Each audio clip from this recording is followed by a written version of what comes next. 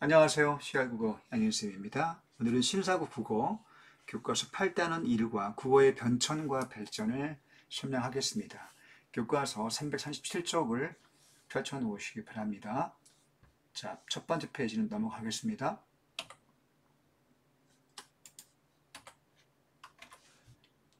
자, 337쪽의 하단부를 보면 우리가 체크할 사항이 있네요. 국어사 시대 구분은 문제 출제가 되는 부분입니다. 자, 여기 시대 구분 중에서 일단 중세 국어 부분을 주목해 봅시다. 자, 중세 국어의 시작은 언제이냐면 고려의 건국입니다. 자, 그게 930 아마 6년인가요? 그쯤 되는 걸로 저는 기억하고 있는데, 자, 이쯤부터 해서 중세 국어가 시작이 되는데 굉장히 기간이 길지 않습니까? 16세기 말. 중세 국어의 끝은 언제이냐면 임진왜란이 되겠습니다. 임진왜란은 1592년에 일어났죠. 자, 그러므로 이 시기가 좀 길다 보니 이 시기를 중간을 딱 잘라서 한 번 더 구분을 하게 됩니다.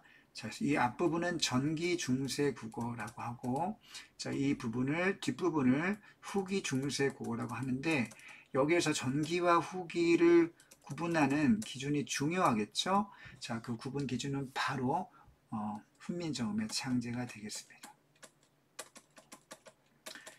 훈민정음의 창제가 다 알다시피 1443년입니다.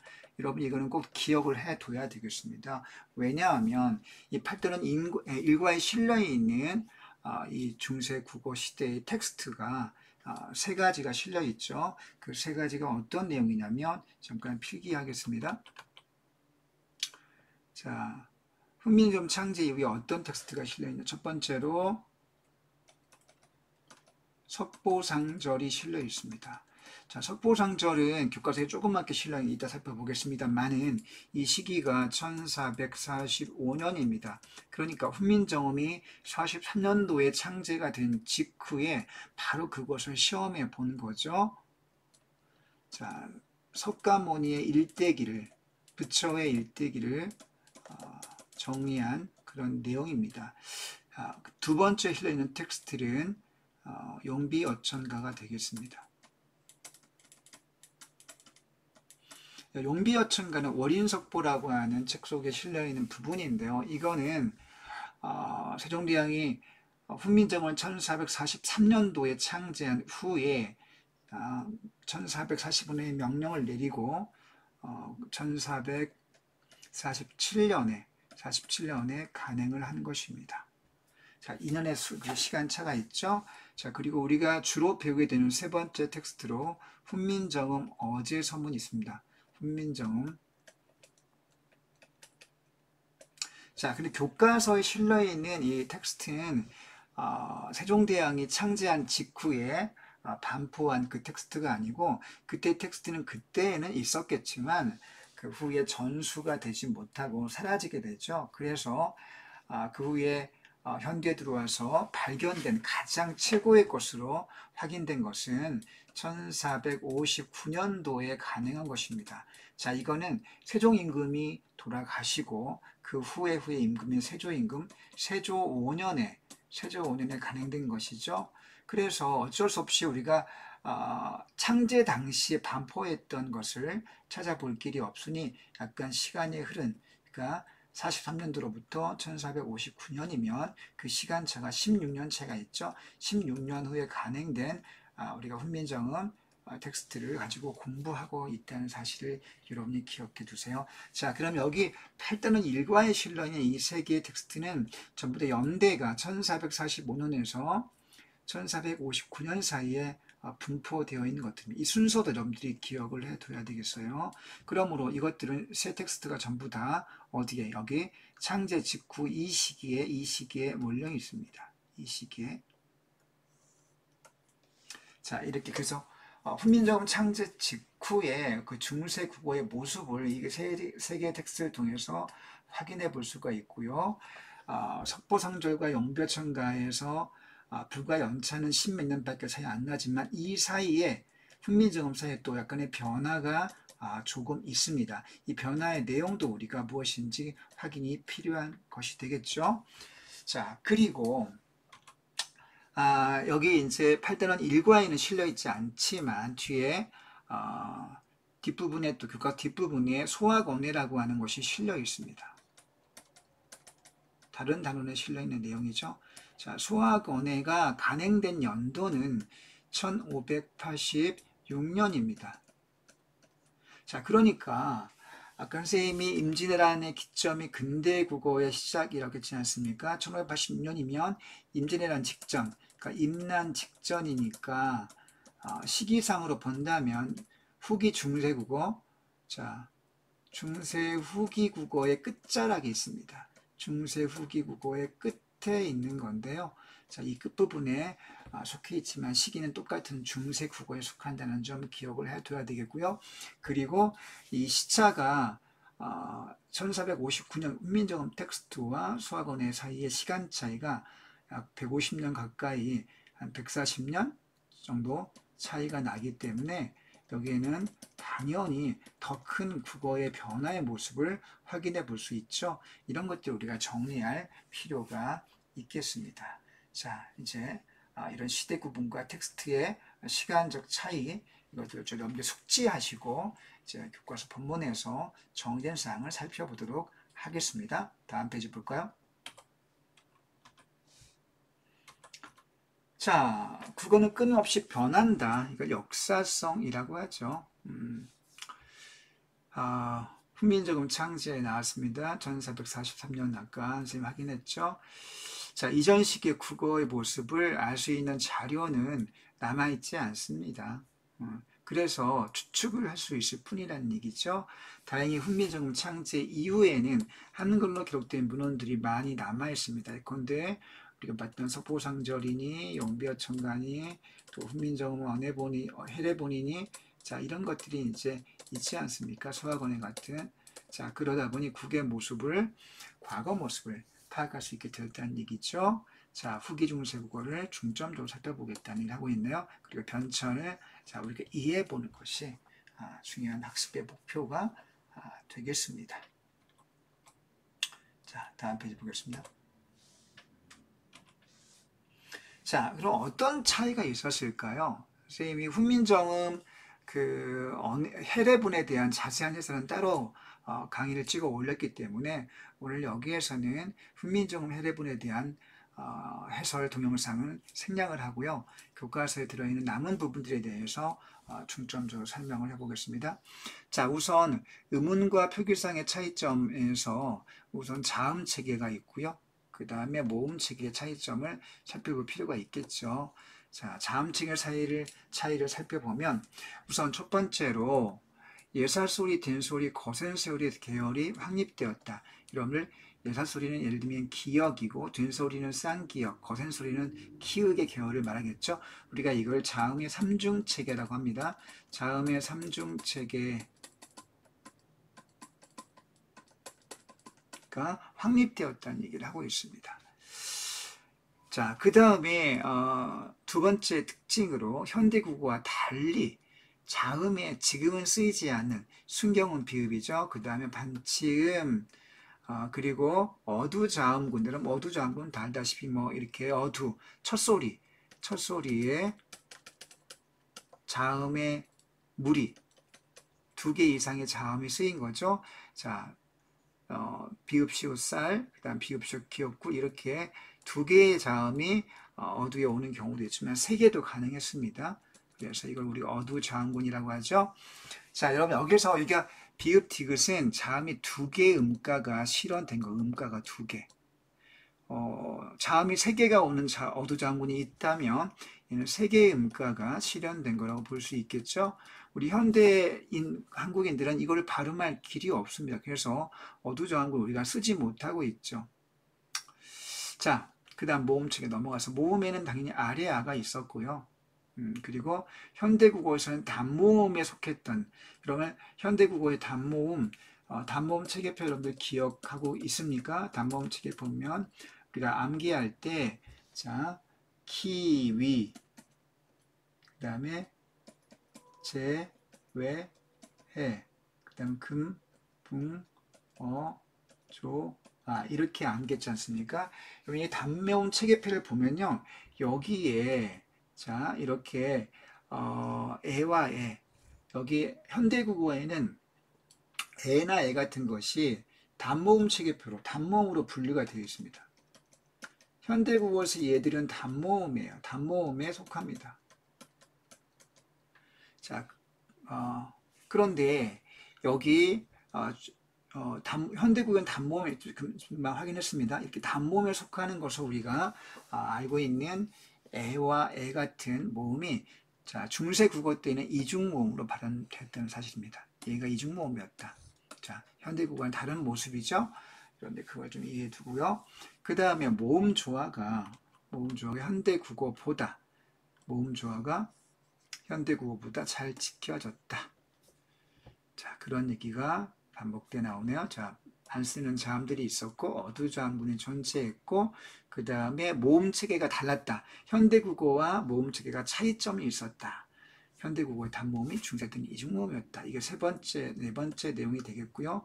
다섯 번째, 자, 모음 조화가 잘 지켜졌다는 사실을 확인하고 있습니다. 그럼 이거는요.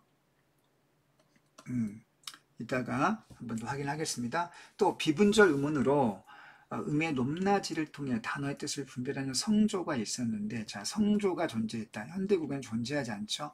성조는 자, 음의 높낮이입니다. 음의 높낮이고 뜻이 분별돼요. 그걸로 중국어의 성조가 엄청 발달해 있다는 사실을 우리 알고 있습니다. 자, 뭐 그 성조의 높낮이로 뜻을 구별하는 그런 기능을 하고 있는데 현대국에는 없지만 중세 때 그런 중국의 성조와 같은 것들이 사용되었다는 사실입니다. 자, 이게 여섯 번째 특징이 되겠습니다. 자, 이 부분은 문제에 되게 많이 나오는데요. 이 성조, 자, 글자 왼쪽에 방점을 찍는, 자, 왼쪽입니다. 방점 찍는 이와 같은 방식은 비분절, 소리의 높낮이는 우리가 분절할 수 없기 때문에 비분절이고요. 자, 뜻이 분별되기 때문에 성조도 의문에 속합니다. 자, 이걸 여러분들이 꼭 기억해 둬야 하겠습니다. 성조가 뜻을 분별하는 기능을 하기 때문에 의문에 속한다. 그럼 무슨 의문이냐? 비분절 의문이다. 하는 것까지 기억해 두기 바랍니다. 자, 현대국어는 성조가 사용되지 않고요. 성조 중에 자, 평성이라는 성조의 종류가 있는데 이게 현대국어에서 장음이란 소리가 길게 나는 겁니다. 장음으로 남아있게 됩니다. 자, 이게 그 흔적이라고 볼 수 있죠. 자, 성조 중에 장음이라는 어떤 것으로 현대국어에 남아서 이어지고 있습니다. 우리가 내리는 눈이 펄펄 온다 할 때 내리는 눈 같은 경우에 사전을 펼쳐서 보면 이렇게 눈 뒤에 이렇게 점이 두 개 찍혀 있죠. 이건 장음 표시입니다. 자, 이런 게 바로 성조의 흔적이 남아있는 증거라고 보면 되겠습니다. 자, 그 다음에 이제 표기상의 차이점으로 넘어가 볼게요. 자, 이때는 또 어떤 표기를 했느냐? 이 시기에는 받침이 있는 체형이나 어간의 모음을 상관줘서, 자, 이게 뭐냐면 이어적기라는 연출 표기. 자, 사슴 플러스 이를 뒤에 미음을 뒤로 넘겨서, 그죠? 이렇게 사사미로 표기합니다. 자, 앞에 사슴이 체언에 해당하고요. 이는 조사가 되겠죠. 체언과 조사의 사이에서, 그죠? 조사 사이에서 자, 소리 나는 대로 표기하는 방식이죠. 일종의 소리 표기, 혹은 발음 표기에 해당하는 원칙이라고 볼 수 있겠습니다. 자, 그 다음에 이건 깊다. 깊다는 영어의 어간입니다. 어간 뒤에 은이 어미가 되겠죠, 당연히. 자, 어간과 어미 사이에도 뒤에 여기 모음 시작, 모음으로 시작한 조사가 오나, 모음으로 시작하는 어미가 왔을 경우에는 이 자리가 비어 있기 때문에 이게 뒤로 넘어간다는 얘기죠. 자, 이렇게 넘어가서 깊은 으로 표기합니다. 자, 어간과 어미 사이, 체언과 조사의 사이에서 이어서 적어준다 해서 이어적기라고 하죠. 자, 그런데 현대국어에서는 이런 표기, 사슴이, 자, 그리고 깊은과 같이 끊어적기, 분철을 하고 있다는 걸 확인할 수 있네요. 자, 이런 중세국어 때 이어적기 방식에 대한 설명이 나오고 있습니다. 자, 이제 그 다음, 그리고 그 받침에는 주로 8개의 글자가 쓰였다. 받침을 표기할 때 8개의 글자가 주로 쓰였습니다. 8개의 글자만 쓰인 거죠. 자, 가나다라, 마바사, 아에 8개가 쓰였는데요. 우리가 8개만 허용하기 때문에 8종성, 받침을 종성이라고 하니까 8개 종성을 허용한다 해서 8종성법 혹은 8종성 가족용 같은 말이죠. 자, 이렇게 8개의 글자가 쓰였습니다. 이거는요, 받침을 쓸 때 표음적 표기, 다시 말하면 원형문, 이 표음적 표기는요,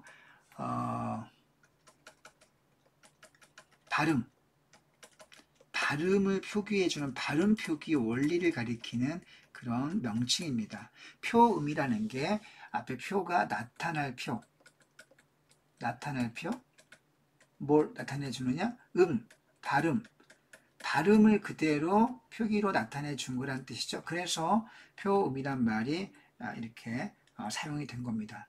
발음을 표기로 나타내 준 것, 이게 바로 표음적 표기가 되어 있고요. 그런 맥락에서 팔종성은 표음적 표기에 해당한다고 볼 수 있겠습니다.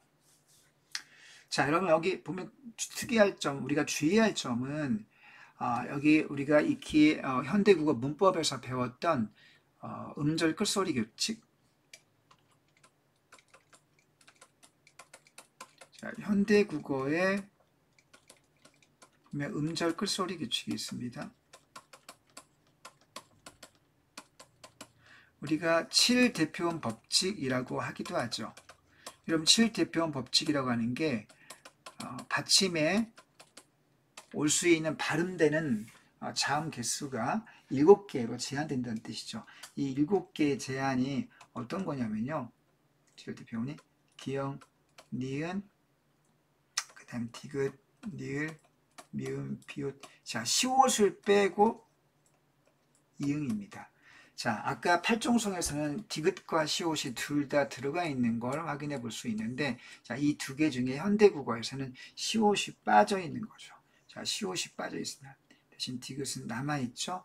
자, 그러면 현대국어에서는 받침이 시옷이 올 때, 받침의 시옷이 원형으로 표기될 때 발음은 어떻게 됩니까? 한번 써볼까요? 현대국어에서 예컨대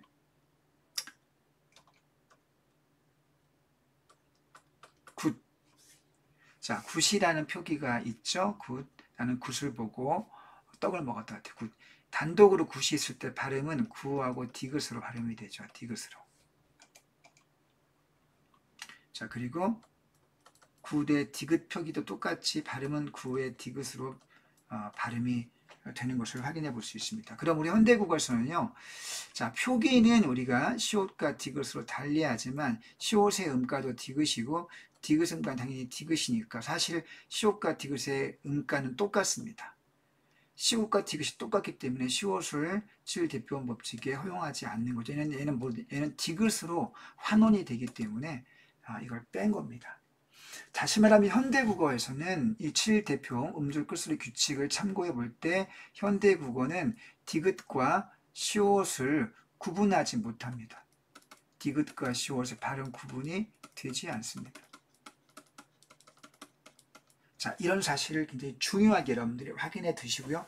그런 반면에 중세국어 때는 팔종성으로서 디귿과 시옷을 동시에 8글자를 표기에 허용했다고 하는 것은 디귿과 시옷이 발음이 다르게 되었다는 사실을 확인하시죠. 이 부분이 중요한 사실입니다. 디귿과 시옷이 다르게 발음되었다. 자, 이거를 추정할 수 있는 거죠. 자, 현대국어에서는 7개 자음만 발음된다. 금방 설명한 내용이죠. 자, 이것들 잘 기억해 두시기 바랍니다. 다음 어휘상의 차이점으로 넘어가 보겠습니다. 자, 중세국어에서는 고유어의 비중이 현대국어보다 아주 컸습니다. 당연하겠죠. 현대국어로 오면서 외래어가 점점 좀 많이 들어가고 서양 문물이 유입이 되면서 우리 고유어는 점차 비중이 적어질 수밖에 없죠. 반면에 중세국어로 올라갈수록 고유의 비중이 컸다는 것은 우리가 불보듯 뻔한 내용이죠. 자, 예를 들어 가람, 매, 온, 진과 같은 고유어. 가람은 강이고 매는 산이고 그 다음에 온은 백입니다. 그다음 주문은 천. 좀 재밌는 발음들이죠. 자, 이것들은 다 한자어가 유입되면서 밀려나서 쓰이지 않는 거죠. 그리고 이 시기엔 또 외래어가 사용되었습니다. 그런데 중국어에서 온 붓, 먹, 몽골어에서는 바톨. 자, 바톨은 용사란 뜻이네요. 용사. 그 다음 여진어엔 투먼 등이 바로 외래어로 유입이 됐죠. 왜냐하면 몽고와 여진이 우리 북방 민족으로서 교류가 좀 지금보다는 더 많이 있었다는 사실이죠. 자, 그 다음에 자, 또 어휘의 의미는 시간의 흐름에 따라 변하게 되는데요. 자, 어휘의 의미 역시 시간이 흘러가면서 변할 수밖에 없습니다. 예컨대 자, 중세국어에 싸다라고 하는 단어가 있는데요. 자, 이거는 현대국어에서는 값이 저렴하다. 저렴하다고 우리는 사용하고 있지 않습니까? 당연하죠. 야, 뭐, 저 아이스크림 값이 싸. 빨리 사 먹자. 싸다는 현대국어에서 저렴하다입니다. 그런데, 자, 이게요, 중세국어에 때는 값이 나가다라는 뜻이었습니다. 값이 나가다. 자, 이렇게 값이 얼마큼 나가다. 값이 싸다. 분명히 의미의 차이가 있지 않습니까? 자, 이렇게 의미가 달라진 것을 우리가 예로 들어볼 수 있겠네요. 자, 의미의 변화가 있다는 거죠. 이것도 확인해 봐야 되겠고요. 아까 선생님이 이거를 이제 표로 정리한 내용입니다. 여러분들이 한번 확인해서 필요한 내용을 필기를 하시기 바랍니다. 문상 특징, 자모, 그 다음에 비분절 의문의, 성조, 그 다음에 이어줬기, 받침의 필종선. 현대국어는 자, 7대표 법칙. 자, 요거는 디귿과 시옷을 구별했다. 현대국어는 디귿과 시옷을 구별할 수, 자, 이건 디귿과 시옷을 구별했는데, 현대국어는 디귿과 시옷은 같은 걸로 이해된다. 이런 거죠. 자, 다음 페이지 보겠습니다. 자, 이제 문법상의 차이점 넘어가보겠습니다. 자, 중세 국어에서는 주격조사가 2만 있었습니다. 가는 없었어요. 야, 가가 생긴 것은 자, 현대 국어에는 가가 존재하죠. 자, 그런 차이가 있는 걸 확인해 볼 수 있겠네요. 자, 근데 이때 이는 환경에 따라서 이응이 떨어진 이도 있고요. 그죠? 때로는 이응이 붙어 있는 이도 쓰이기도 했습니다. 자, 그 차이가 여기 세 가지로 드러납니다. 첫 번째는 자, 구름이, 여러분 구름 다음에 여기 미음이 있지 않습니까? 자, 자음으로 끝난 체언, 자음 체언 뒤에서는 자, 이응이 붙은 이가 옵니다. 여러분 그러니까 표기가 구름이라고 되어 있지 않습니까? 구름이라고 되어 있는 거는 자, 미음을 앞으로 당겨야 되니까 자, 미음을 당겨서 룸이라고 쓰면 뒤에 조사는 이응 붙은 이가 올 수밖에 없잖아요. 자, 이런 관계를 이해해 두시기 바랍니다. 자, 자음 끝난 체언 뒤에서는 이응 붙은 이가 쓰였고, 자, 그 다음에, 자, 여기 부태, 이런 부태라는 걸 형태에서 분석을 해보면요. 자, 밑에 써 있습니다. 한번 필기해 보세요. 부티어라고 하는 체언이 있고, 그 다음에 이가 붙었습니다. 이때 이는, 자, 부티어가 그러면 여라고 하는 건 2 플러스 1이니까 여기 앞에 2는 반모음의 2를 가리키죠. 짧게 나는 2와 그 다음에 어가 결합한 이중모음이기 때문에 자, 이 모음 혹은 반모음 2 이외의 모음으로 끝났을 때 이럴 때에는 자, 이응이 안 붙은 이응이 안 붙은 주격조사 이가 붙는다는 사실이죠. 조건을 잘 기억해 두세요. 그러니까 부태의 이는 주격조사가 쓰인 건데요. 이때 주격조사는 이가 안 붙은 이가 사용되었다. 자, 이런 조건을 이해하면 되겠고요. 자, 세 번째, 주격조사 이가 생략될 수도 있다. 우리가 생략을 파이 이렇게 표시하기도 하는데요. 자, 그럼 어떤 조건 하에서 생략이 되느냐? 여러분들이 이걸 알아야 되겠죠. 조건이 뭐냐면, 자, 이 모음이거나, 반모음 2로 끝난 체언의 뒤에서, 이 모음 뒤에서는 무조건 생략됩니다. 아까 여러분들, 여기서 이나 반모음 2 외, 이것, 이나 반모음 2를 제외한 거에 이제 체언 D가 되겠고요. 자, 생략되는 경우는요. 아예 처음부터 이나 반모음이로 끝난 체언 D에서 생략됩니다. 자, 분석해보면요. 불휘. 자, 여러분 불휘라고 하는 건 후에서 여기 뒤에 이모음이 붙어있지 않습니까? 자, 뿌리란 뜻인데 이모음이 붙어있기 때문에 또 이를 쓰게 되면 이중으로 이를 쓰게 돼서 발음에 부담이 생깁니다.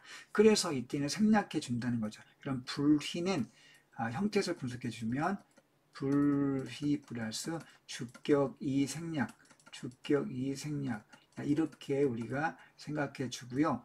해석은 뿌리가라고 이렇게 해석해 줘야지 맞겠죠. 형태는 생략되어 있지만 있는 것으로 우리가 인정을 해야 되기 때문에 자, 가를 넣어서 해석해 주는 게 옳겠습니다. 자, 그 다음 두 번째, 자, 이 주격조사 형태에 대한 차이점이 첫 번째 특징으로 제시가 되어 있고요. 두 번째로는 명사형 어미에 대한 설명이 나옵니다. 현대국어에서 명사형 어미는 주로 미음이나 기가 많이 사용되죠. 미음이나 기, 미음, 기. 자, 미음이나 음이나 자, 기가 많이 사용되죠. 자, 그런데 중세국어 때에는 여기 딱 보면 중세국어 때에는 옴이나 음밖에 없었습니다. 옴이나 음. 자, 옴과 음은 명사형 어미인데 양성모음 뒤에서는 옴이 사용되고요. 음성모음 뒤에서는 음이 사용되는 거 여러분들 다 아시죠? 자, 예. 왜 이렇게 두 개 형태가 존재했냐면 앞에 오는 체언이나 어간이 자 어간이 양성모음일 때는 양성모음의 옴을 사용하고 앞에 체언이 음성모음이 올 경우에는 이렇게 명사형 어미 음을 사용하기 위해서입니다. 즉 모음 조화를 고려했기 때문이죠. 모음 조화를 고려해서 옴과 음의 형태가 사용되었다는 사실입니다. 자, 물론 중세국어 때 현대국어에 사용하는 기가 등장해서 조금씩 사용되긴 했습니다만은 활발하진 않았다라고 그렇게 정리하고 있네요. 자, 그 다음 세 번째 높임법에 대한 이야기입니다. 자, 중세 국어에도 주체 높임, 객체 높임, 상대 높임이 있었습니다. 현대 국어와 똑같네요. 높임법 세 개가 다 존재했습니다. 자, 그런데 차이점은 세 가지 종류가 있는 건 공통점인데 이거를 높임법의 실현 방법, 높임법의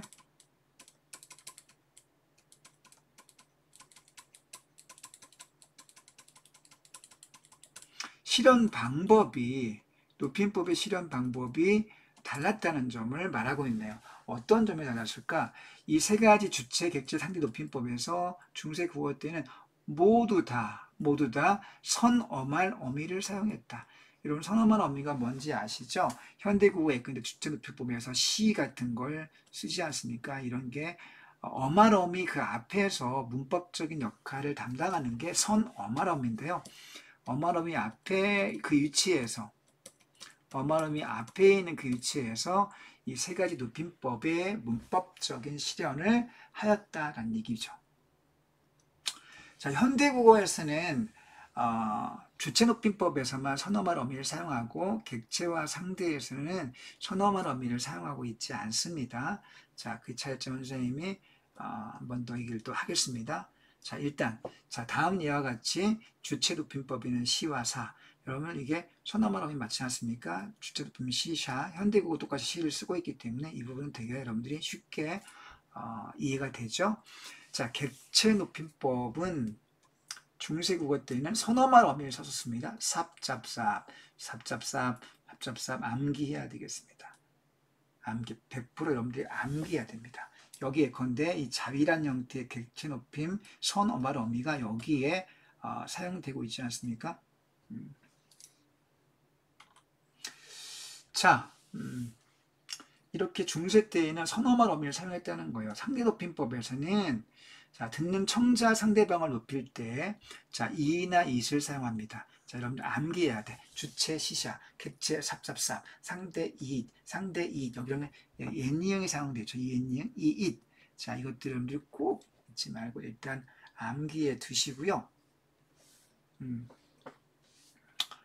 자, 이게 이나 it은 이제 아주 높임에 사용되는 높임 선어말 어미인데 하소서체 혹은 하십시오체라고 생각하면 되겠습니다.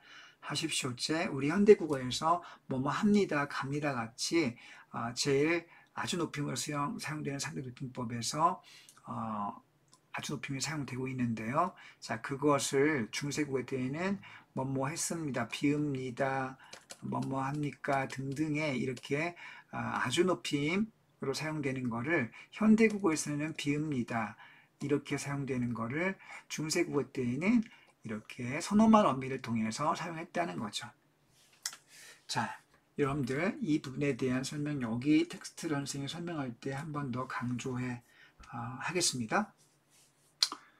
자, 그러면 이 높임법의 예를 밑에 예문을 분석을 해볼게요. 여러분, 이건 석보상절이라는 텍스트를 가지고 온 건데요. 석보상절은요, 아까 선생님이 얘기했지만 1446년에 수양대군의 명에 따라서 쓴 책입니다. 1446년, 그러니까 1443년에 한글 창제와 창제가 이루어진 그 시기보다 약간 3년 뒤에 라고 보면 되겠습니다. 그러면 당시 중세국어 시대의 어떤 그 문법적인 어휘적인 혹은 자음 모음의 음체계를 가장 직접적으로 보여주고 있다고 볼 수 있겠죠. 자, 여기에 한번 보겠습니다. 양수이, 여러분들 현대국어를 참고해 여기 양수이를 어떻게 쓰겠습니까? 야수는 뭐 우리 영어로 beast, 야수, 뭐 짐승 이런 뜻이 아니고요.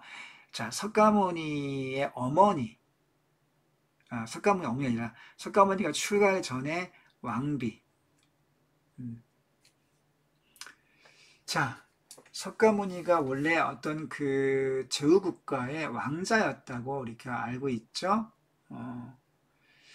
자, 그 석가모니 출가 전에 왕비입니다. 그 가족이 있죠. 그 왕비 야수이. 그런데 현대국어는 야수라고 이렇게 풀이가 되고 있는데 한자 보니까 여기 어떻게 되어 있습니까? 여기 밑에 이응이 붙어 있네요. 여러분 이게 뭐죠? 훈민정음을 공부한 친구들은 다 알겠습니다. 이게 바로 한자어의 표기 방식은 무슨 표기? 동국정운식 표기가 되겠습니다.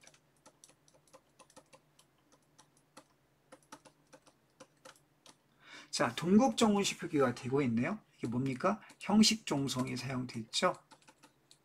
그리고 음가가 없습니다. 이 이응은 형식종성이고 음가가 없고 그 다음에 이게 주로 한자음의 표기만 쓰였습니다. 한글 표기에는 이런 게 안 나오지 않습니까? 받침이 없을 때는 받침이 없는 걸로 표기하는데 여기는 음가가 없는 자리인데도 이상적인 표기를 하기 위해서 이렇게 음가 없는 자리에도 이응을 표기했습니다. 형식적으로. 자, 이때 이는 뭡니까? 그러면 야슈이 당연히 주격조사가 되겠네요. 아까 공부했죠?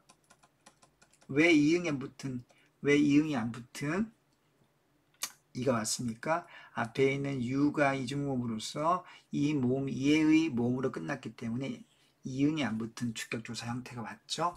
야수가 목련다려. 자, 청자가 목련이라는 사람이에요. 자, 목련에게 세존 여기서 역시 이게 뭡니까? 여기서도 세가 발음이 없는 데 쓰였네요. 이것도 동국정운식 표기가 되겠네요. 세존의, 여러분 숏은 현대국어로 의로 해석이 되고 있네요. 자, 관형격 조사가 되겠습니다. 관형격 조사. 세존의 안부, 이런 한자음 표기는 전부 다 무슨 표기? 여기 다 이게 뭡니까? 동국정운식 표기입니다. 세존의 안부, 세존, 그러니까 석가모니의 안부를 묻잡고. 자, 그럼 묻잡다가 여러분 아까 잡이 뭐라고 했습니까? 객체 높임. 여러분 객체 높임은 목적어나 부사어를 높이는 거죠. 문장 속의 목적어나 부사어의 대상을 높이기 위한 높임법입니다. 그러면 이 묻잡에서 자, 높임 대상이 누구를 높인 것일까요? 자, 일단 이게 객체 높임 선어말 어미라는 걸 여러분들이 일단 여기 앞에서 확인이기 때문에 알 수가 있는데, 그럼 높임 대상이 누구냐? 자, 세존의 안부를, 자, 목적어가 어디입니까? 바로 이 부분입니다. 세존의 안부. 자, 여러분 이 부분이 세존의 안부를 물었다. 여기 조사를 집어넣어서 해석을 해본다면 여기 여러분들 를자를 쓸 수 있지 않겠습니까?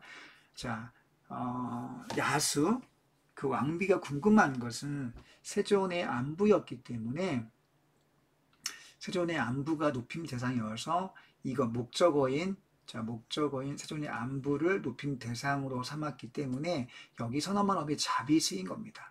이런 주의할 게 여기서 높임 대상이 목련이거나 야수가 아니라 높임 대상이 목련이거나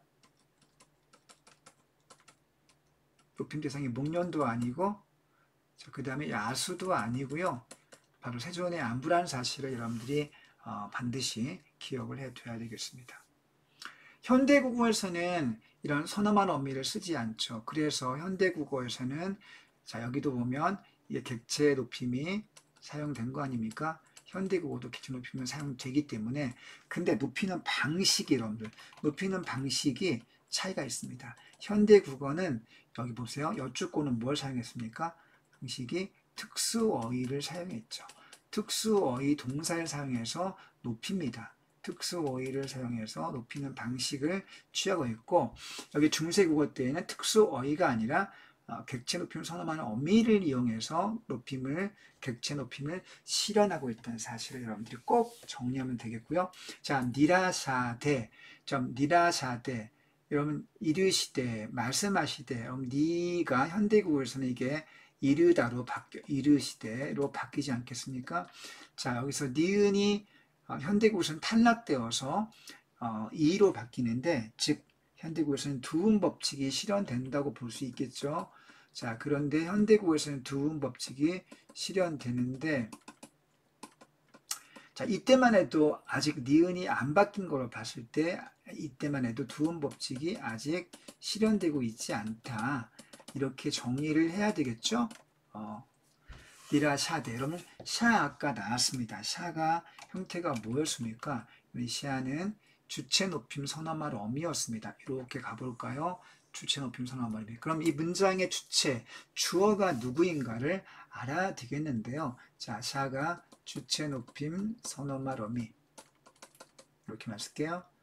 자, 이거는 그럼 높임 대상이 누구입니까? 높임 대상은 문장의 주어가 누군지를 확인해 봐야 되겠죠? 자, 여기서 문장의 주어는, 묻는 주체가 누굽니까? 묻는 대상을 세존에 안 보고요. 그래서 객체 높임이 사용되어 있고, 묻는 주체, 자, 이르는 주체는 야수였죠. 그럼 높임 대상은 야수가 되겠습니다. 주어인 야수. 자, 그런 부분 기억해 두면 되겠고요. 이르시기를 무스무라 오신이 있고, 무스무라? 무슨 일로 오신이 있고. 자, 여기부터 우리가 다운표를 집어넣어 볼게요. 여기부터는 다운표를 가상으로 집어넣어 보겠습니다. 바로 이 부분부터 무슨 일로 오시나 있고까지가 누가 한 말입니까? 이 부분이 한 말의 주체는 바로 야수가 누구에게? 목련에게 물은 말이죠. 목련에게 물은 말입니다. 자, 야수가 누구에게? 목련에게 물은 말이죠. 자, 이것도 우리 기억해 둔 상태에서요. 무슨 물로 오시나 있고, 그럼 이때 온 주체는 누굽니까? 듣는 상대방이 누구예요? 이 시는 이 묻는 말 속에 야수라는 이 석가모니의 어머니죠. 왕비가, 석가모니는 왕자의 상태에 있고, 자, 그 왕비는 석가모니 어머니가 되겠죠. 자, 묻기를 당신은 무슨 일로 오셨습니까? 목련에게 물었으니까 이 온 주체는 바로 목련이 되겠습니다. 주체 높임 선어말 어미가 역시 사용이 됐고요. 이 시에서. 그리고 마지막으로 듣는 상대방이 목련이기 때문에 여기에서 이시라고 하는, 자, 뭐가 사용됐습니까? 여기 이은 상대 높임 선어말 어미가 되겠습니다. 상대 높임 선어말 어미. 그런데 이게 의문문에 사용된 거. 의문문에 사용되어서 아주 높임으로 해석이 됩니다. 자, 현대국어에서 아주 높임은 뭐뭐 합니다와 같이 해석이 되기 때문에 의문으로 바꿔보면 오셨습니까? 라고 해석할 수 있겠습니다. 무슨 일로 오셨습니까? 그럼 현대 해석은 기본으로 100% 암기해 두지 않으면 안 되겠죠? 뭐 기본이기 여러분들이 꼭 기억해 두시기 바랍니다. 자, 그럼 이때 it은 상대 높임 선어말 어입니다. 상대 높임 선어말 어인데요. 의문문의 형태. 의문문에 쓰인 형태예요. 그럼 높임 대상이 누구입니까? 높임 대상은 바로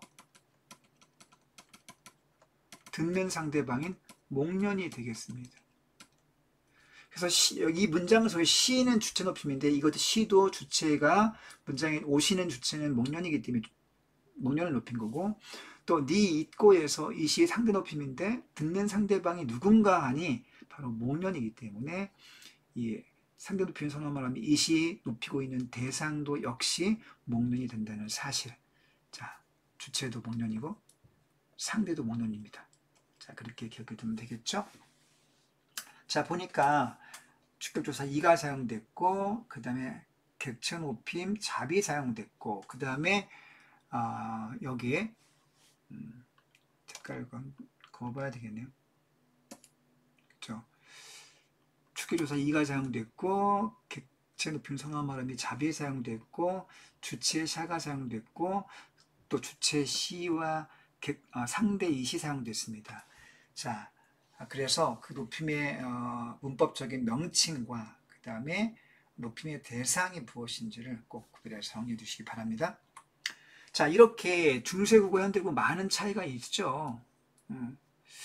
자, 많은 차이가 있어 보이지만 또 많은 변화를 거쳐왔지만 이거를 거쳐서 현대국어에 도달해 있기 때문에 공통점이 더 많죠. 자, 그러므로 중세국어 우리가 잘 이해한다면 현대국어가 어떻게 특징을 담고 있는지를 훨씬 잘 비교해서 우리가 기억해 둘 수 있겠습니다. 자, 이렇게 해서 340조까지 정리를 해 보았습니다. 이제 학습 활동으로 넘어갈 차례네요. 다음 페이지 보겠습니다.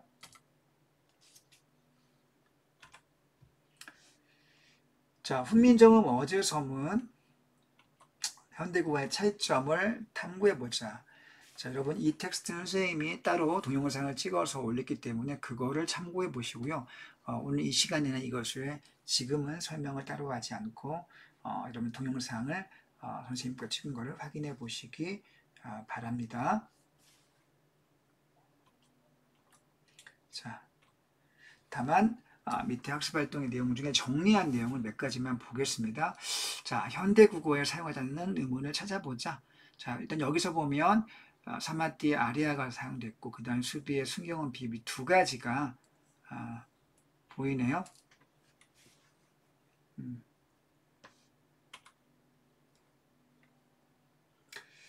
자, 그리고 여기 보면 옛니응이라든가 반치음, 그 다음에 여린이읒 이런 것도 역시 우리가 찾아볼 수가 없네요. 자, 다음 페이지 보겠습니다. 자, 의문상의 차이점, 어두저항군이 쓰였고 현대국어는 어두저항군이 쓰이지 않습니다. 자, 어두저항군이 다 뭐로 바뀌었습니까? 된소리로 바뀌어 있네요. 이렇게 된소리로. 자, 그 다음 비분절 의문은 어떻게 다르냐? 중세국어의 비분절 의문에는요, 뭐가 있었습니까? 여기 성조의 방점.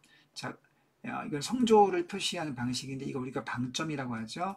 자, 여기 점이 두 개 찍혀 있는 거는 평성에 해당하는 거예요. 평성. 자, 평성에 해당하는 거고요.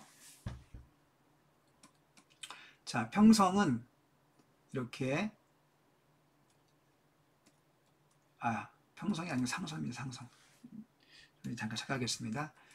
자, 밑에서 이렇게 위로 쭉 올라가는 그렇게 소리가 낮다가 높이 올라가는 그런 성조의 방식이 되겠습니다.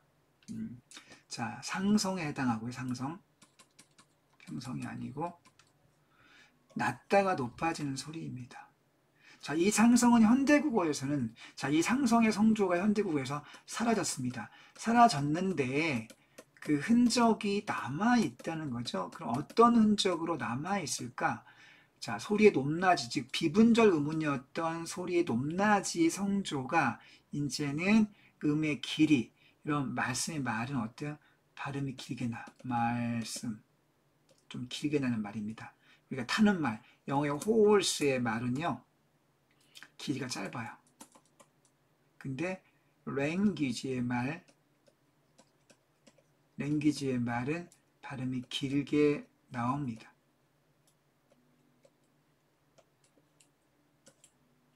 자, 그래서 자, 이거는 장음으로 발음된다는 사실이죠.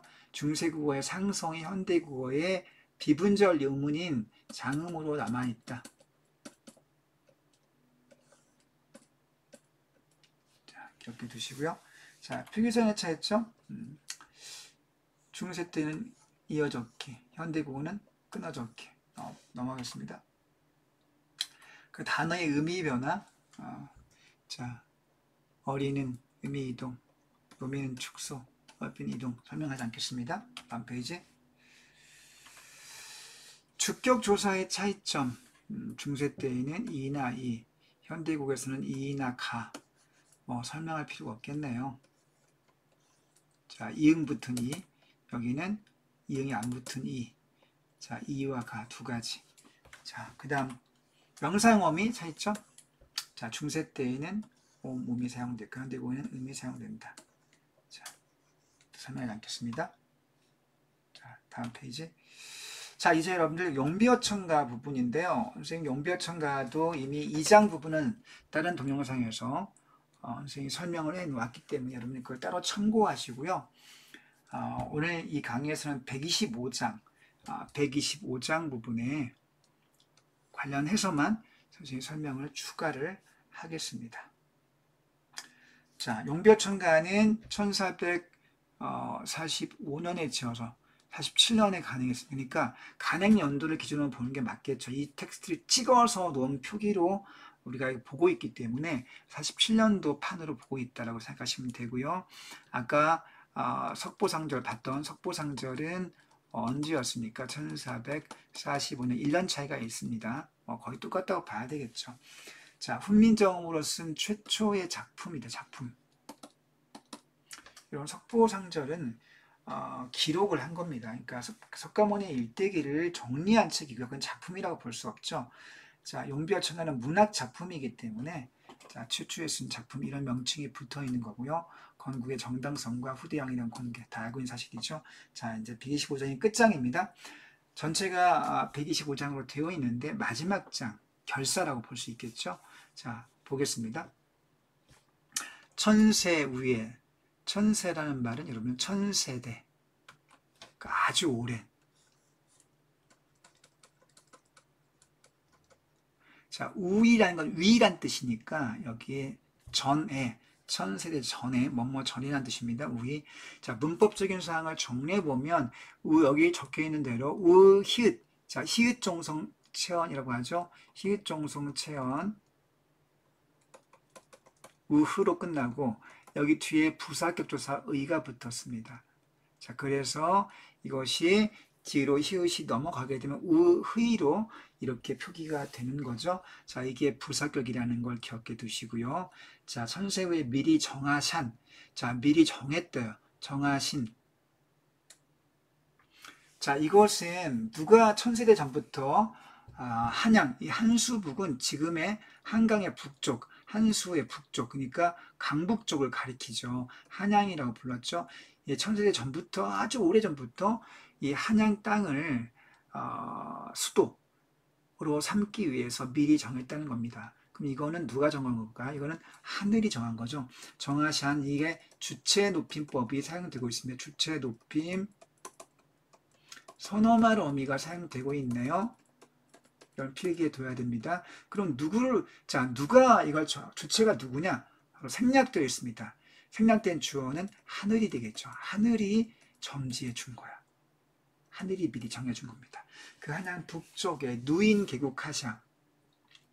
그럼 한자 누인계국은 여러 대에 걸쳐 어진 덕을 쌓았다라는 뜻입니다. 나라 여셔까지. 누인, 자, 어짐을 쌓았다. 이게 쌓을 루자입니다. 쌓을 루자에 어질 인자네요. 어짐을 쌓아서 나라를 열었다. 개국, 10개자의 나라 국자니까. 자, 하샤. 그럼 누인 개국한 주체는 누굽니까? 개국한 주체는 이성계와 그 선조들. 이성계 이방원. 그리고 그 위에 또 4명의, 그러니까 이성계가 조선을 건국하기 이전에 4명의 선조들이 있습니다. 그 선조들을 가리키는 거예요. 자, 그러니까 여기 이 샤 역시 주체 높임 선엄한 어미가 사용된 건데, 이 주체 높임 선엄한 어미의 이 어미의 높임 대상은 누구이냐면 역시 생략된 주어인 4명의 선조와 이성계 이방원, 그러니까 6명의 선조 임금이라고 부르는 그런 사람들입니다. 자, 이분들이 노인개국 나라를 건국한 거죠. 그래서 복년, 자, 복년이라고 하는 거는 자, 하늘이 정한 어떤 복된 획수, 하늘이 정해준 어떤 왕조의 운명,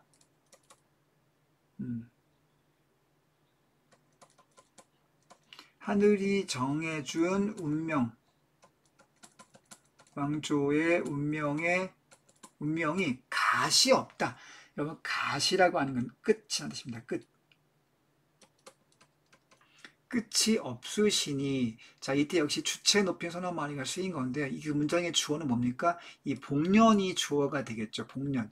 자, 복년이라는 주어 주체가 복년을 높이는 겁니다. 이 주어를. 끝이 없으시니. 자, 아주 좋은 일을 많이 해서 공적을 쌓아서 건국을 했기 때문에 따라서 하늘이 정해진 그 복은 끝이 없을 것이다 라고 이렇게 말하고 있네요. 자, 그럼 일단 주체 높임으로 샨이 쓰였다는 사실, 샨, 그 다음에 샤, 그 다음에 또 여기 또 한 번 시. 각각의 주어가 다릅니다. 정하샤는 하늘이 정한 거야. 생략된 주어. 그 다음에 누인개국한 것도 생략된 주어인 6명의 선조 임금. 마지막 시는 복년입니다. 그래서 문법적인 명칭은 셋 다 주체 높임 선엄한 어미가 사용되었지만 그 주체가 달라졌기 때문에 그 내용을 좀 문맥상 이해해 두는 게 좋겠습니다. 그 다음 문장. 자, 성신이 니사샤도 경천 군민 하샤사. 자, 여러분, 성신이라고 하는 거는 여기서 성자 신손, 훌륭한 왕입니다. 훌륭한 후대왕. 훌륭한 후대왕들. 일단 4명의 그 선조들과 이성계 이방원이 정말 좋은 일을 많이 해서 건국을 했기 때문에 그 뒤를 이은 왕들, 그러니까 세종과 그 이후의 왕들이겠죠. 이 훌륭한 후대 왕들이 니사샤도, 니사샤, 이것도 주체 높임인데 역시 앞에 주어인 성신, 훌륭한 후대 왕이 주어가 되겠죠. 이들을 높이고 있다는 거 확인할 수 있겠고요. 이어도 경천 근민 하샤사. 그럼 이게 이제 주제어, 핵심어에 해당하는 건데요. 어떤 주제어이냐면 경천, 근민, 하늘을 공경하고 백성을 공경한다. 하늘을 공경하고 백성을 사랑한다는 뜻입니다. 경천, 근민. 자, 이거는 왕조 정체에서 왕들이 백성 위에 군림하고 무조건 지배만 하는 것이 아니라 그들을 정말 살피고 또 하늘을 두려워할 줄 아는 그런 왕조여야 되겠죠. 바로 그게 경천근민이 되겠습니다. 이게 핵심어예요. 주제어입니다. 경천근민 하샤사. 이건 해야만이라고 해석이 되겠습니다. 해야만. 해야. 경천근민 해야 더 굳어질 것입니다. 자, 굳으시리다. 굳어질 것입니다. 자, 이때 시는 주체 높임이 쓰인 거고요.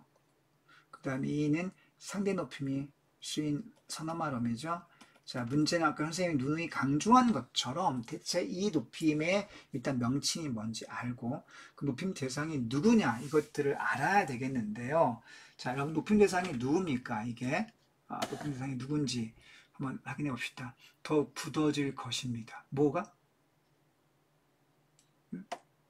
자, 뭐가 굳어질 것입니까? 복년입니다. 복년. 앞에 문장에 복년이 주어가 되겠습니다. 주체가 복년이 되는 거죠. 그러니까 여기 시의 높임의 대상은 앞 문장에 나왔던 복년이라고 우리가 확인할 수 있겠고요. 그 다음에 이 이단은 누구한테 누구를 청자로 지금 말하고 있습니까? 아까 이 청자는 누구였냐면 성신, 후대 왕들이죠. 그러니까 후대 왕들에게 하고 있는 말입니다. 그래서 이 상대 높임의 대상은 여기서 성신, 앞에 나왔던 성신, 즉 후대 왕이 되겠습니다. 요게 앞에 있네요. 이렇게. 자, 마지막 문장입니다. 임금하, 후대 임금이냐, 후대 임금하. 자, 이때 하는 높임의 혹격 조사가 되겠고요. 임금하, 임금이여, 알아소서, 아소서, 아십시오, 아소서. 낙수의 산행가 있어. 자, 여기부터 이제 고사가 나오는데요. 여기부터 어떤 고사이냐면, 여기 약간 설명이 뒤에 있는데, 중국 하나라에 태강왕이라는 왕이 있었답니다. 이 태강왕이란 중국 하나라의 왕이었는데, 엄청 놀기를 좋아했대요.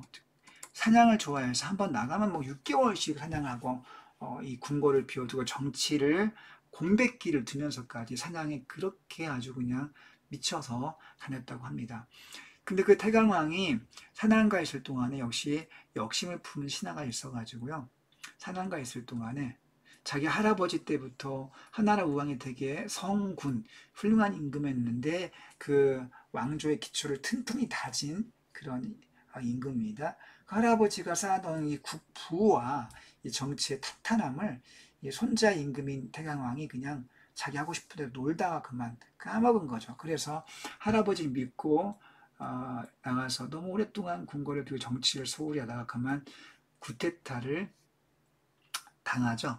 쿠데타를 당하고 나라를 말아먹습니다. 자, 그런 고사를 지금 떠올리고 있습니다.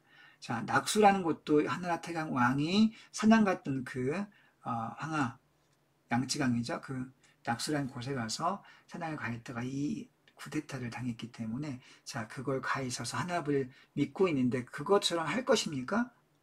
여러분, 후대 임금도 그러면 안 되겠죠? 라고 이렇게 교훈을 깨치고 있네요. 자, 태강왕의 고사를 통해서 너희는 그렇게 하지 말라. 하나라의 태강왕처럼 이렇게 왕주를 말아먹는 그런 일은 절대 하면은 안 되겠다라는 걸 강조하고 있습니다. 자, 우리가 이걸 타산지석의 교훈이라고 하죠. 타산지석. 자, 타산지석은 남의 산에 돌이란 뜻인데 직역하면 남의 잘못을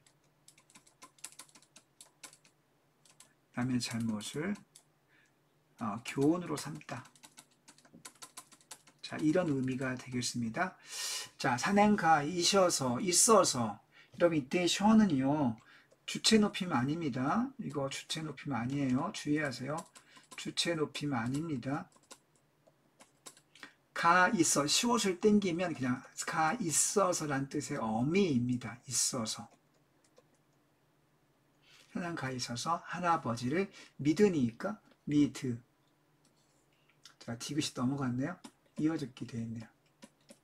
자, 이어듣기 되어 있고 it은 여러분 it은 이와 it이 뭐였습니까? 상대 높임 선어만 어미 있죠. 그럼 높임 대상은 누구입니까? 역시 똑같이 자, 임금. 임금할 때 임금아. 임금. 높임 대상은 임금하의 임금이 되겠습니다. 듣는 청사가 바로 후대 임금인 임금이기 때문이죠. 자, 그렇게 내용을 정리해 봤습니다. 자, 교훈적인 내용을 설파하고 있네요. 정신 차려! 응? 후대 임금들아. 이런 얘기죠.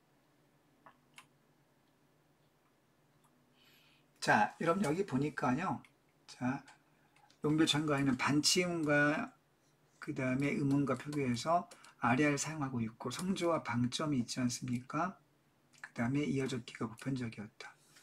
그리고 뭐 용교천가 2장 하다, 그 다음에 열매, 이런 어휘 현대국어의 차이가 있는 단어들이 있습니다. 그 다음에 125장에는 주로 높임 선어말 어미들이 보이고 있죠. 시나 샤, 그리고 이나 이시 사용되고 주격조사는 생략되었다. 이나 생략되거나. 그러니까 반면에 이제 현대국어는 그거와 차이가 있죠. 여러분들 이것들은 뭐 어렵지 않은 내용이니까 선생님이 길게 설명은 하지 않겠습니다. 자, 시만 사용되고 상대 높임은 현대국어에서 뭘 쓰인다? 종결 표현으로만 사용됩니다. 현대국어의 상대 높임은요,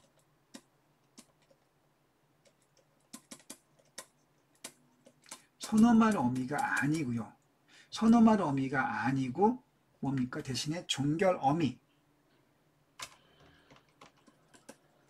종결 표현, 종결 어미를 통해서만 사용됩니다.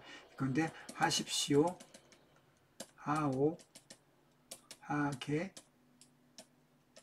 해라, 해요, 해와 같이 종결 어미를 통해서만 실현된다는 것이 차이점이 되죠. 굉장히 중요한 내용이 되겠습니다. 자, 여기까지 해서요. 일단 용도층과 설명이 끝났고 마지막 부분에 조금만 더 추가할 내용이 있습니다. 이것만 확인하면 설명이 끝나겠어요. 자, 국어 역사성에 대해서 한번 우리가 공부할 내용이 있습니다. 스위스의 학자 소시르라는 사람이 시간이 모든 것을 변화시키는데 언어 역시 예외가 아니다라고 말했다고 합니다. 자, 그러면서 어떻게 변했을까? 예컨대 자, 단어 하나가 변해도 어휘 전체의 체계, 하나가 바뀌면 전체에도 영향을 미친다라는 얘기입니다.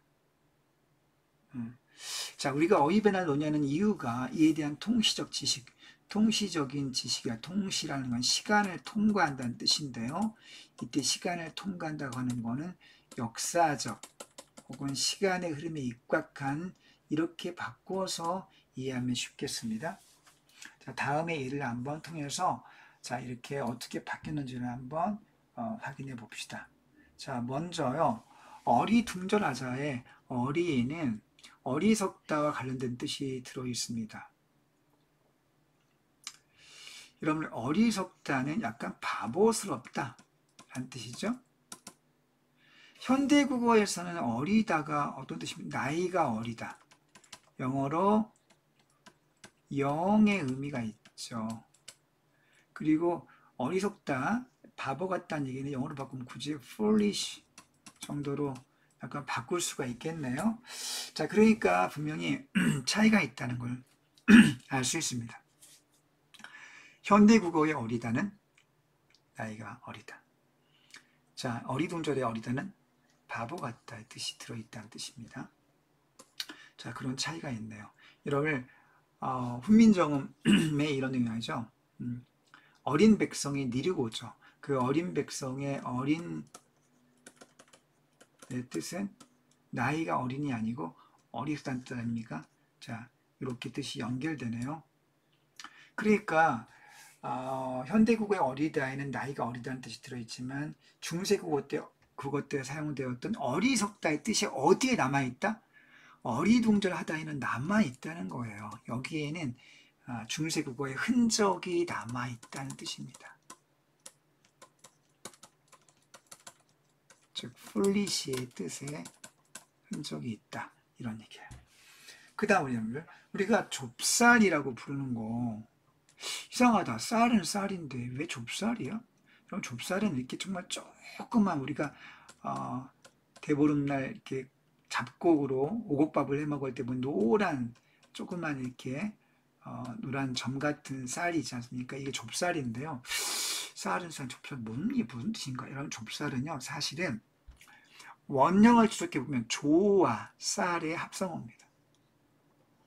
그러면 조와 쌀의 합성어는 표기가 원형이 이거니까 현대어로 조쌀이라고 해야 정상인데 왜 조쌀이라고 하지 않고 쓸데없이 비읍이, 여기 마지막에 비읍이 붙어 있는 거예요. 지금 이건 어디서 온 거예요, 비읍은? 여러분 그거는요. 쌀이란 단어가 어두자음군, 우리가 현대고에 쌍시옷을 사용하고 있지만 옛날에 쌀은 어두자음군 비읍과 시옷이 쓰인 두 개의 음가를 가지고 있었다는 사실입니다. 자, 이렇게 만나면서 이렇게 비읍 시옷이 어두자음군 앞에 붙어있는 비읍이요 앞으로 넘어간 거예요. 그래서 좁쌀이 된 겁니다. 우린 여기서 어떤 사실을 알 수 있습니까? 현대국어의 좁쌀에는 어떤 흔적이 남아있다? 어두장군 비읍 시옷의 흔적이 남아있다는 사실이에요. 그죠? 좁쌀에는 어두장군 중세국어 때 비읍 시옷의 흔적이 지금도 남아있는 근거이다. 자, 그 다음 암탉. 우리가 이상합니다. 아니 닭인데 왜 갑자기 탁으로 바뀌어? 뭐야, 이건 무슨 조화야? 아무리 봐도 암닭에서 닭이 탁으로 바뀔 이유가 없는데 어떻게 된 거지? 그럼 그 이유는요, 원형을 추적해 보면 알 수 있는데, 여기 원형에 뭐가 나와 있습니까? 원래 암과 암컷과 수컷을 가리키는 원 단어가 끝에 히읗이 붙어 있는 단어, 다시 말하면 히읗종성 체언이었다는 거예요. 여러분, 히읗종성 체언이라고 하는 거는 끝에 히읗이 자음의 발음이 남아있는 그런 특성의 단어란 뜻입니다. 그래서 다른 단어 만났을 때 이 히읗이 살아 움직입니다. 그래서 암과 암흑 닭이 만나서 흐닥 흐닥 흐닥탁 흐닥 흐닥 흐닥탁 탁으로 바뀐 거죠. 그러니까 현대국어의 암탉이라는 표기는 뭐의 증거가 되겠습니까? 바로 암이 히읗종성 체언이었다는 사실을 우리가 알 수 있는 거죠. 히읗종성 체언이라는 사실을 알 수 있겠습니다. 자, 이렇게 현대국어에 사용되는 단어들 속에 중세국어의 흔적이 있는 것을 거꾸로 추적을 해 보았습니다. 자, 그러면 비슷한 예들이 또 뭐가 있을까요? 예를 추가해 보겠습니다. 그 예들은 뭐가 있냐면요. 암탉. 분명히 안과 박인데 왜 피읍을 바뀐 거지? 역시 안이 히읗정성 체언이었다는 사실이죠. 안, 히읗 플러스 박입니다. 그래서 안팎이 된 거고요. 자, 또 사례를 추가하면요. 자, 휩쓸다. 그럼 휩쓸다, 휘가 마구란 뜻의 접두사입니다. 마구, 휘잡다, 휘젓다. 근데 휘의 비읍은 붙어 있지 않은데 왜 갑자기 비읍이 나타났을까요? 그럼 그것은요, 쓸다가 바로 어두저항군, 비읍 시읒의 어두저항군의 흔적이 남아있는 그런 것이기 때문입니다. 살코기도요. 분명히 고기인데 왜 코기야? 살도 역시 살 히읗으로 히읗종성 체언이 여기 사용되었음을 알 수 있고요. 수탕 역시 수가 역시 히읗종성 체언이라는 사실을 알 수 있습니다. 좁쌀, 그 다음 입대는요, 이때라는 말이 뜻인데, 입대까지 나는 너를 몰랐어, 너의 진심 몰랐어. 갑자기 비읍이 여기서 왜 생겼을까요? 예를 추가해 본 거예요. 여러분들 여기에 이 플러스 때가 비읍 시옷 디귿, 자, 때가 비읍 시옷 디귿으로 어두자음군에 사용된 단어였습니다. 첫소리가 비읍이기 때문에 앞으로 와서 붙은 거죠. 입대라는 말은 이때까지, 이때 이런 뜻입니다. 입대, 접대, 다 그런 맥락입니다. 자, 국어 역사 이렇게 해서 여기까지 일단 이 단어 설명을 마치고요. 자, 선생님이 소학원의 설명은 따로 또 좀 추가해서 하겠습니다. 오늘 설명은 여기까지 해서 마치고요. 여러분 잘 정리하시고, 교과서 정리가 기본입니다. 잘 암기하시고 시험에서 좋은 결과 있기를 응원하겠습니다. 여러분 안녕.